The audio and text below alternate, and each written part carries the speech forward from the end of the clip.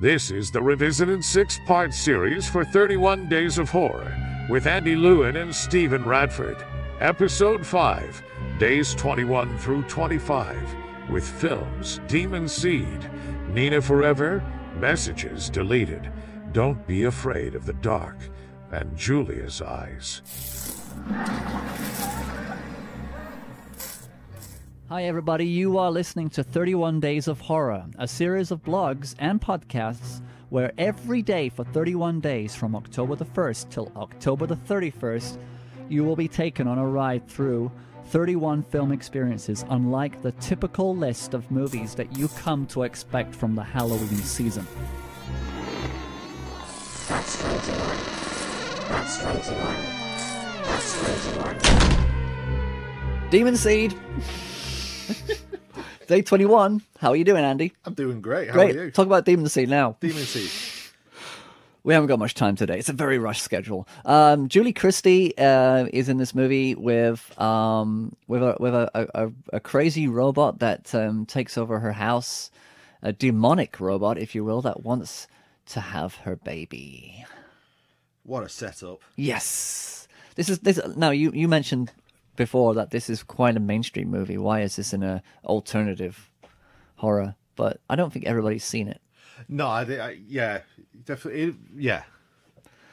Although to our generation, it's quite well known. I think to this generation, like Don't Look Now and Invasion of the Body Snatchers, they're a little bit more on the edge now because there's so much other crap out there, like Saw films. Yeah. So yeah, Demon Seed. When was this made? 1977. Yeah, I think it was. Yeah, 77. And yeah, I mean, this is one of those films that I've watched. Yeah, 77. Yeah, I've watched this. You know, it's something you can go back to, and it's weird because really, if you look down at it in the spare bones, it's a film about a woman being raped by a robot. Really, yeah. Being imprisoned, tortured, and raped by a robot. yeah. I mean, how disturbing is that concept? Considering it's 77 as well. It's Yeah. in the world we're living in now. Now robots are delivering your Amazon packages. Yeah, it's Yeah. it's We're quite becoming ahead of its time. We're becoming very accepting. I mean, this is when robotics, the short circuit was coming into those kind of things where robots become artificial intelligence and they start to take over the world. You know, Terminator was the next step to that from this. Yeah, but you can see where people draw Yeah. influences from. Yeah, exactly. What was it? It was Proteus 4, was it? Proteus 4. That's it. Yeah. Yes. And it's weird because this is kind of like the part of a big chain of paranoia about robots, but this I think this is probably one of the more. It's more of a hybrid. Yeah. Because it's got the demonic element to it as well. Yeah, and it is very. It's got like an omen, because the computer program was impregnated so it can take on a human form. Yeah. Much the same way that, like in the Omen. Yeah, yeah. You know what I mean? Using the child as the Antichrist will be on Earth. That's it. So it's quite ahead of its time concept. Yeah. Visually, I mean, it's a house. It's a house like a townhouse like yours and mine, or yours or mine. Yeah. And yours and mine. But but Julie Christie, I mean, she's fantastic. I mean, she gets put through the ringer in this movie. Does, yeah. I mean, there's a moment where the temperature gets turned up in the house. Yeah.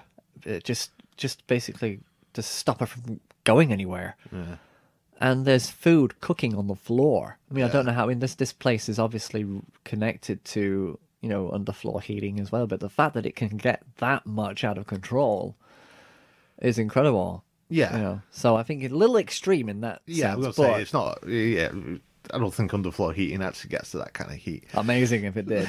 Whoa. Yeah. You can cook on the floor, Dad. Look. You can even eat the plates, Dad.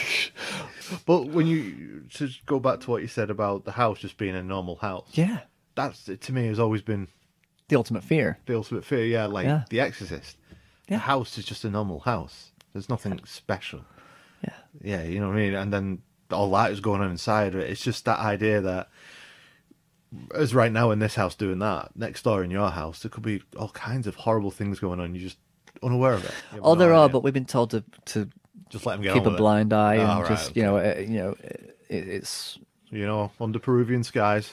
well. Yeah. So there we go. Happy to watch this over and over again. Demon Seed. I'd put this in a classic. It is a classic. Yeah, I'd say. absolutely. Without a doubt. Yep. So join us tomorrow for another film. None of the tantalising Taste horror. of horror. Horror. Yes, Horror. yes, Horror. yes. That's rated G. That's rated G. That's rated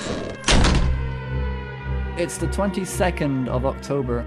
How are you feeling? I'm good. How are you feeling? I'm feeling a bit better. I think my sore throat's going. Oh, good. Yeah. Good. I'm You never complained about it. Such a trooper. trying. But I don't know. I've been having some weird dreams. Weird, dark, malevolent dreams. Like sadistic. Yeah. I think I've just been advertising infernal imagery too much. Is that what it is? Yeah, I think it's just the.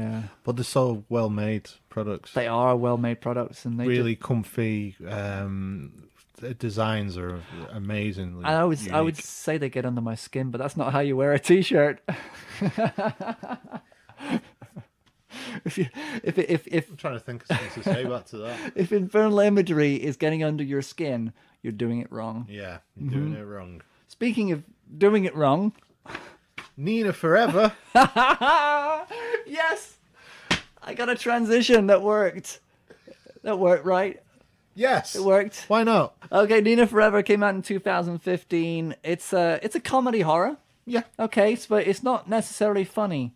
Okay, so it was directed by the Blaine brothers, Ben Blaine, Chris Blaine. All them. Yeah, so we know who to blame. Yeah. The Blaine. The Blame Brothers. Brothers. And it stars Sian Barry, Abigail Hardingham, and Fiona O'Shaughnessy. Shaughnessy. Shaughnessy. Oh, Shaughnessy. Are you tinkering with my loose cable? I can't help it. And so Fiona is in it, and Catherine Bennett Fox. Catherine Bennett Fox. Okay, so after his girlfriend Nina dies in a car crash, I thought it was a motorcycle crash.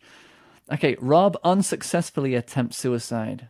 See, that's what the comedy is. Yeah, that's a bit.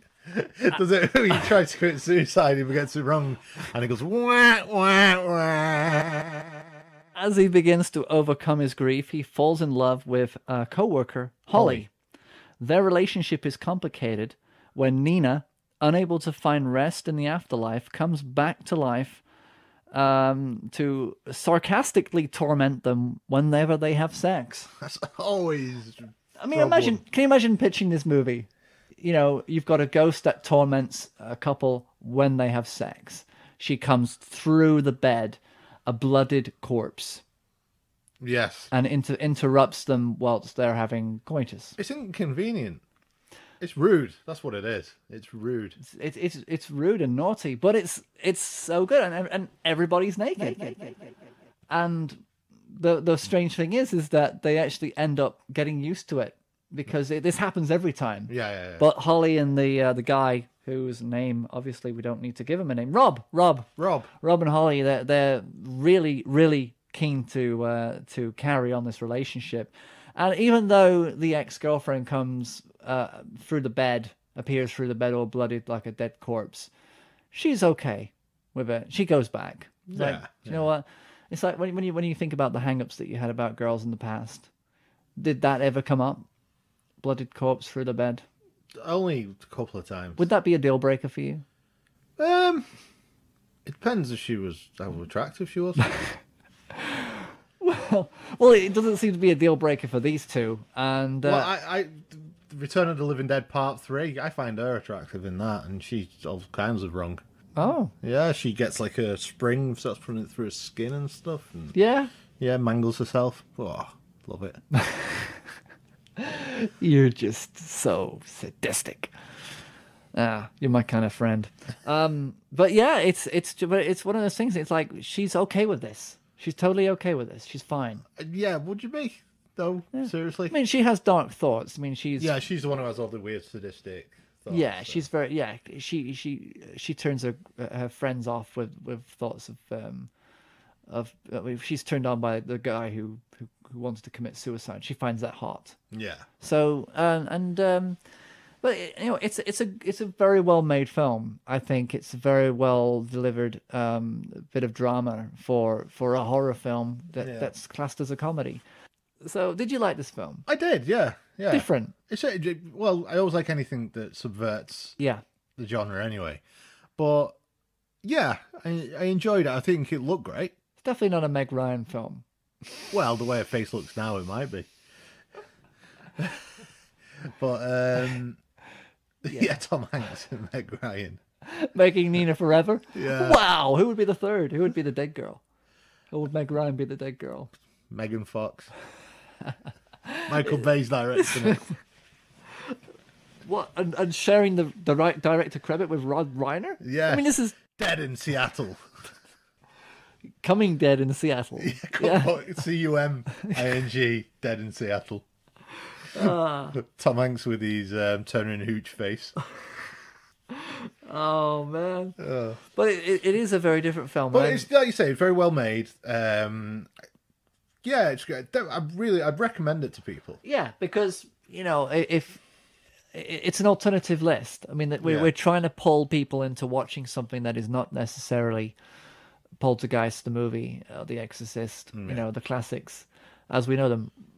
Do you feel as though this will be a classic that you watch every year? I mean, if you're very weird, you'd have to be pretty weird, I think, to watch Well, it this took every me year. about 4 or 5 times to actually finish the film because of all the masturbating I had to do. It is So maybe that'd be my main issue. Yeah, well, it would definitely get in the way. Yeah. Yeah. You know what I mean? Yeah. It was like my dad's. It's totally not related. I'm going to say anyway.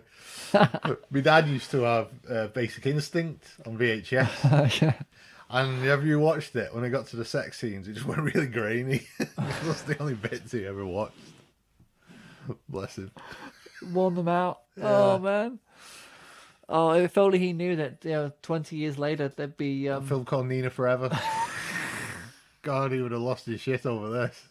No ice picks, but an actual corpse. An actual corpse. Corpse grinding. Corpse grinding. Yeah, Nina Forever. It's, worth watching. It's fun. And, I recommend it. But not a classic, but just something definitely not a classic. something that you just got to see. Okay, be brave, people. Get out and watch like this. Teeth. Have you ever seen Teeth? We did see Teeth. Yeah, you but sort of watched it and go, "Oh, that was good. I watched that." Yeah. I don't really need to. We didn't really want to revisit it talk about it, though, I remember. We just kind of thought, well, yeah, it's the vagina dentata, which is a philosophy of the vagina with teeth. Okay, so that's enough for Yeah, for that. for Nina Forever. Yeah. Check it out. Check it out. Yeah. That's 23. That's 23. That's 23. So, day 23. 23. Welcome back to the podcast. It's another one. It's another one. It certainly is. Yeah. You know what I hate? Go on. When I go to my phone to read a message and it's been deleted. That really bothers It me. really bothers me. Do you know? Did you know there's a film called Messages Deleted? No way. Yeah. Is there? And Tell me about it. well, it stars Matthew Lillard as this screenwriter who's struggling, Yeah. wants to be the best screenwriter in the world, but's not, and is now teaching. He starts to get messages on his answering machine from people who are screaming and asking for help, and he deletes their message, and they die. Oh, that doesn't happen with my phone. I know. Well, you see, this is a problem with technology. It's gonna kill you. It gets to you eventually. Well, this is actually answering machines, so these are like manual answering machines. So Right. Okay. you might be all right. All right. Okay. So yeah, welcome to another film. The 23rd of October, we're talking about Messages Deleted with Matthew Lillard, who we saw most recently in Twin Peaks, and Yeah. he always has the same skin in terms of his character person. That guy needs to go into Martyrs and have his skin removed Yeah. because I'm sick and tired of him having the same No, he always comes. Yeah, I know what you're saying, across because in the unlike same- yeah, us, where our skin is sort of like sheds, doesn't it? And you know, every atom in our body gets changed. he's still a newborn baby. He just has the same. He never changes. This is it's one of those genre-breaking movies where, and it's kind of like a lot of meta stuff going on in it. Yeah. Where you kind of feel as though that maybe it was written with in context, in collusion with the actual actor. You know, it feels very much like he is designing the story to be what it is. It's very much a point of view story that is of the writer of the film. So you kind of have to go in deep with this one. Just gonna move my microphone up a bit, stand up. Okay. No reason. I just don't want to sit down again. I'm going to stay sat down. Yeah. This way I feel like I'm being intimidated by you. It feels like you're the one who's not holding a baby. Well, that's true. I'm holding a baby. Hey, no, don't touch the screen. Okay. Right, so, you kind of got to go in deep. If you watch this film shallow, then you kind of got to think, oh, this is rubbish. But there's a deeper subconscious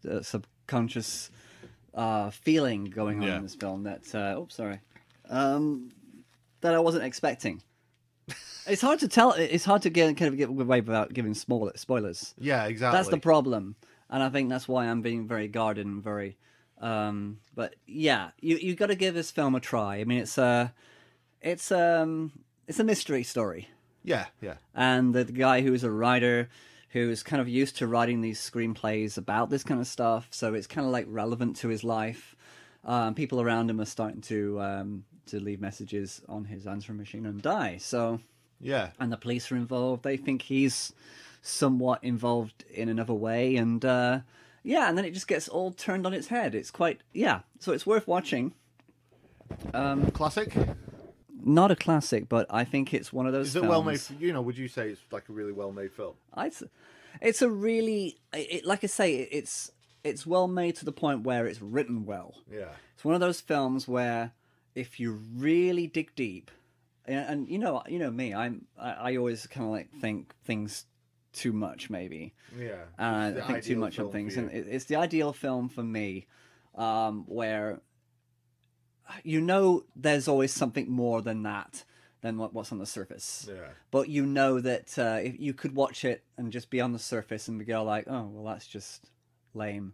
That's just like, Along Came the Spider with, which was an awful film, had no depth. Yeah. But this has that hidden layer of depth where it's like, if you think of it this way. Yeah. So if you're willing to do the work, you need to put the work in, then you might come up with something that's a little bit. So, it's a thinking film. Yeah. Which I think this far along doesn't hurt to have a thinking film. No, not at all. Yeah, can you tell I'm struggling with this one? I'm holding a baby. He won't sleep today, so... Have you got a strong electrical current going through Hadley? His hair is stuck up on end, yeah. He's clearly loving this. Did I have to do a podcast in frame by frame holding Aspen once? You did, yeah. It brings it back. It's great. Brings it back. Oh my word! See, I stopped at one child. Stephen, nah. No. I had to do it again. Yeah, he was sort of like, I'll wait till Aspen gets to a certain age where I can start being creative and do podcasts again, and I'll have another baby. Yeah, so that I can stand here, hold a baby, and try and talk about a movie. But do you know what? Go watch Messages Deleted. It's worth watching. It's but like I say, I think you'll enjoy it, but you may have to raise your game a little bit. Exactly. Yeah. Don't come in, just be shallow. Just go in and have a bit more depth. I think that's kind of all I'm going to do for this episode. Yeah, that's good. I'm struggling, man. He's got my ear. He's pulling cables. You know what you better doing? Go and buy a T-shirt from Infernal Imagery. Yeah. Go. They're awesome. Do that. They're awesome. Thank you, Andy. You're welcome, Stephen. That's 24.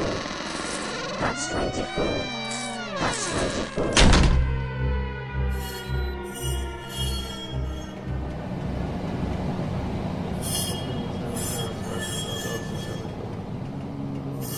Go.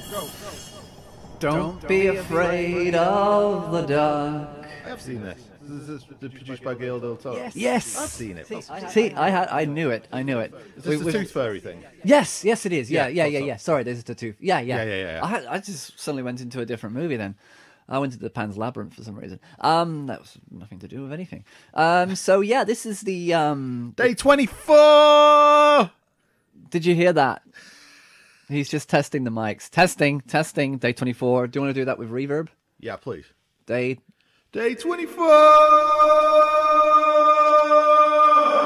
Sounded excellent. Did it? Yeah. You should have done that for all of them. Oh, Too late now. it is now. I can't go on in that vein now, can I? No. So, Katie Holmes. Katie Holmes, who'd have thought it? Yeah. And a little girl who looks like Katie Holmes. Yeah. Which I had a beef about in this movie because they're not related. She's a stepdaughter. Yeah, She's well, the they new, look alike. but Yeah. it's uncanny. The casting was wrong. I'm just going to say that right out the boot. It throws you out of it a little bit. Because doesn't I think she looks like her. It looks like it could just be her daughter in real life. it? Yeah. The face, the nose, the eyes, everything, the mannerisms. So, stepdaughter, my ass. So other than that, yeah, it's the two. Which is the title of my first book. Stepdaughter, my ass. Okay. Yeah. So this is Katie Holmes in her. She does all right. I think this is a kind of a nice, like a fable, parable kind of a story. Yeah, well, this was produced by Guillermo del Toro, wasn't it? So visually very good. Yeah, and he produced quite a lot around this time, didn't he? It was this. He did Mama. Yeah. Yes. You know, and it's he just seemed to when he was getting like really famous, he'd done Pan's Labyrinth, and he's getting like a really big name for himself. All of a sudden, his name was attached to loads of horror films that were coming out. That's it. Yeah, which helps. Which I does mean, help, yeah. But it comes with a weight. It comes with you expect striking visuals, you expect real sinister characters. Because he was tied to Jules Eyes as well, wasn't he? Was he the yeah, director of that? Was he? He was not the director. He was just produced, yeah. Produced So he tends to attach himself to quite good visual films that are really striking. Yeah, and I think he is a guy who's really into pushing new directors and getting them seen. Well, that's what I like to see. I like to see. Yeah. I mean, this is the age where they pick a guy who makes a very low budget film, and then they stick him in a Marvel movie and ruin him. Yeah, you know. So James Gunn or a Godzilla film. You know, it's like don't give them those movies. Let them carry on making good films that are meaningful. But that's another subject. So yeah, this is a haunted house story, really, but with gremlins. Yeah, it's like a take on the Tooth Fairy myth, isn't it? Yeah, which he again that's a thing Guillermo del Toro does in Hellboy 2. There's tooth fairies in that. Yeah, but they're all like real mean creatures. You know, they're horrible things. So. I mean, this isn't even on the nose. I mean, this is kind of very. It's subtle. It's not like they're running around with. There's no dentist reference. There's no just big conversations about the root of the tooth is this long, and then usually people kind of like eat on a subject. I'm throwing the puns out. Yeah. They put too much subject matter in there to kind of like emphasize that these are two fairy demons. But no, sometimes the actors chew the scenery. They do. In these they films. do, and it just it kind of they kind of brush over the plaque that kind of just makes it a little bit too much. Occasionally the too much houses plaque. have a cold gate. Or a bridge. Yeah, there's a family crest. Yeah. I can't think of any more toothpaste. Yeah. Judi Dench. She's not even nothing to do with this movie. Judi Dench. Yeah. Okay. So They like mint ice cream, gives them a minty fresh breath. Pun run. Okay. More like pun diarrhea. Yeah. Not really. It goes all over the place. But so Guy Pearce is in this as well. He plays the dad, which is okay. They're kind of like gone to this big house where they're doing it up from fresh. Yep. And they decide to bring the daughter along as well, which is a really good idea. It's always a good idea. Always bring the daughter along to a house in the middle of nowhere. than just because. And she's troubled, so let's just put her in a room in a house, big house with nobody in it. Yeah, you go in that room. Good idea. It's going to fix you. It's great. Yeah. Yeah. So it's contrived. It is a little bit contrived there, but I like it. It kind of has a gentle quality to these little gremlins as well. They're kind of like they're not that horrible. No, well, that's another thing. That's a Guillermo del Toro motif of the monsters are often beautiful, or you can identify with them. The good and bad is never clearly defined. But yeah, so the little people in the basement, it's a hidden basement. They discover this whole room where people, there wasn't, like I said, there wasn't any overt teeth pulling going on. There wasn't any curbside. American slams. History X's. Yeah. No, so they didn't really hammer it too hard. No. So, yeah. Yeah, they didn't have to pull too many teeth, did they? Yeah, like they didn't milk it either. Milk teeth. No, no. Yeah. So it was... serviceable. It's an enjoyable film. Yeah, it's not particularly scary. No. It's just, like you said, it's just a decent watch. Decent watch, yeah. It's interesting. And it's good to look at. Like I said, my only thing that pulled me out was this stepdaughter looks just like her non-maternal mother. Yeah, which is probably a clone of her. I reckon it's a clone that the Scientology people did. Yeah. We're going to have to mention Tom Cruise somewhere along the line. Yeah, right? so here we go. There we go. She would have been with him around that time, wouldn't she? I think so. That's what I immediately, whenever I think of Katie Holmes, I think with or without Tom. Yeah. Yeah. BT. So yeah, Guy Pearce. I know Tom and I. Guy Pearce was in this movie with Alan Dale. Alan Dale, of course, was famous for being Jim Robinson in Neighbours. I'm aware that Neighbours is a thing, as an entity, but I've never watched it. Was Guy Pearce ever in Neighbours? They both were. Right. Okay. They both were together, so that's the connection that I kind of found quite interesting. Okay. Just that little bit interesting because both their careers have really gone really well since the 90s. Right. So, and they're both now living in LA, and loving American film. Good luck to them. Alan Dale was president in 24, so he's doing all right. He's doing all right for himself. Yeah. Guy Pearce, LA Confidential. That was probably his best movie. That's really good film. Fantastic movie. I thought about that the other day, and I thought, I want to watch it. Yeah. But now every time we see Kevin Spacey, you are kind of like... it's yeah, I mean... It's a shame. He's such a good actor. It ruins it. It ruins it because, you just have to forget, okay, this guy doesn't... This is a character. Let's just focus on the character, not the actor. Separate it. But what did you hear about that film he released? It got like it made like £120 odd over a weekend of being released. Kills you. It kills you. Just don't be an animal, guys. Just be good. But it's okay. He's gay. Oh yeah, Well, just of course it doesn't. If you do something bad, it's not okay be... to then say, "Yeah, but I'm gay." Yeah, that's okay. And it'll instantly be all's okay. forgiven, Kevin. But anyway, that's not. Yeah. Don't be afraid of the dark or Kevin Spacey. But be afraid of Kevin Spacey in the dark. Be afraid of Kevin Spacey in the dark. That's 25. That's 25. That's 25. Welcome to the 25th of October 2018. Andy's back. I'm back. Just arrived. No children today. No. Nobody crying. No. I miss it. No. I know. Never mind.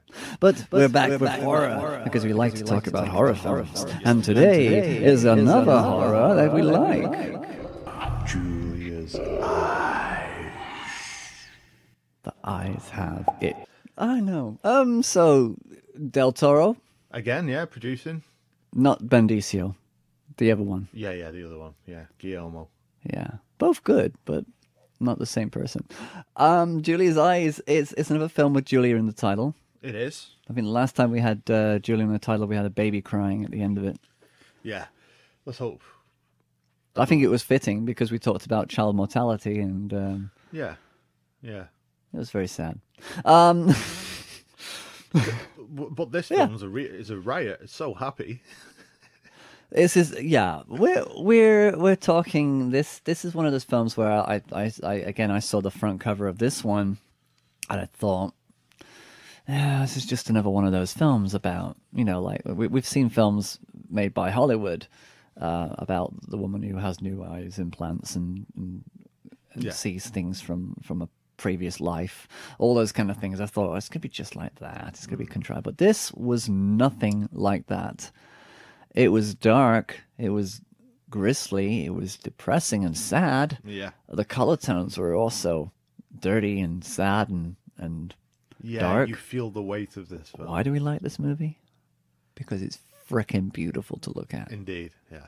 Again, Gail Del Toro. Yes. So it's visually incredible. Yeah, I mean, it is like Pan's Labyrinth in the real world. Yeah. That's kind of how it feels like. Yeah, that's good. And the Jules Eyes, I mean, it's about a woman whose sister hangs herself, allegedly. She's gone blind, and she hangs herself, and her sister comes back to her house to find out what happened. And slowly she starts to get blindness. Yeah. It's a hereditary thing. It's not complete shock, that it's going to happen. But when it does, my gosh, this guy knows how to use a camera. Yeah. To depict this anomaly. I mean, I've seen the film called Blindness. Have you ever seen that film, Blindness, where everybody goes blind, and it's like the whole planet, basically, everybody is like a epidemic. That sounds really everybody's interesting. blind, and they're trying to get food, and they're sensing each other. It does nothing to actually get you into the feeling of being blind. It just basically is the omniscient camera just showing all these people just walking into walls and walking over each other and stealing food off each other, trying to survive. It's another one of those films. Maybe that's something that could go in your list next year. Yeah, that's a good idea. I've not seen that. No, Blindness. Yeah, But worth this watching. is directed Not a horror by though. Guillermo Morales. Guillermo Morales. Yeah. Which so it's What is it with incredible Mexican directors? well, they do Mexico brings out a lot of good stuff.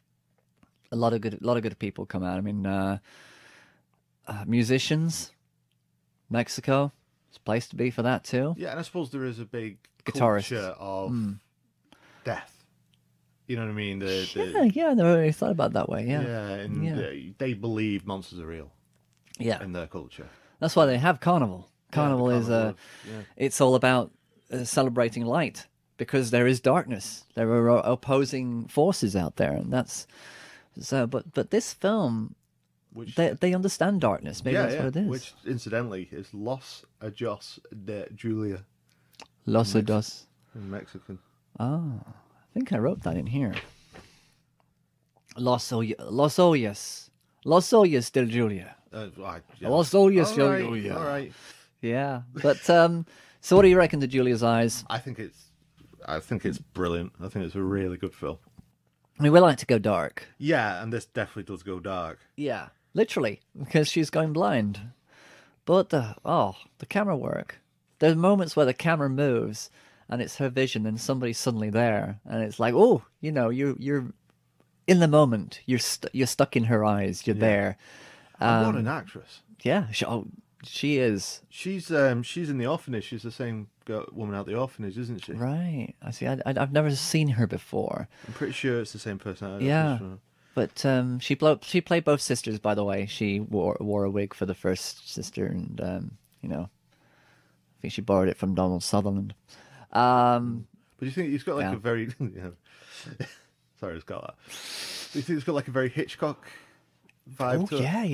Yeah. More like Rear Window. Yeah, exactly. Yeah. I can see that definitely. Yeah.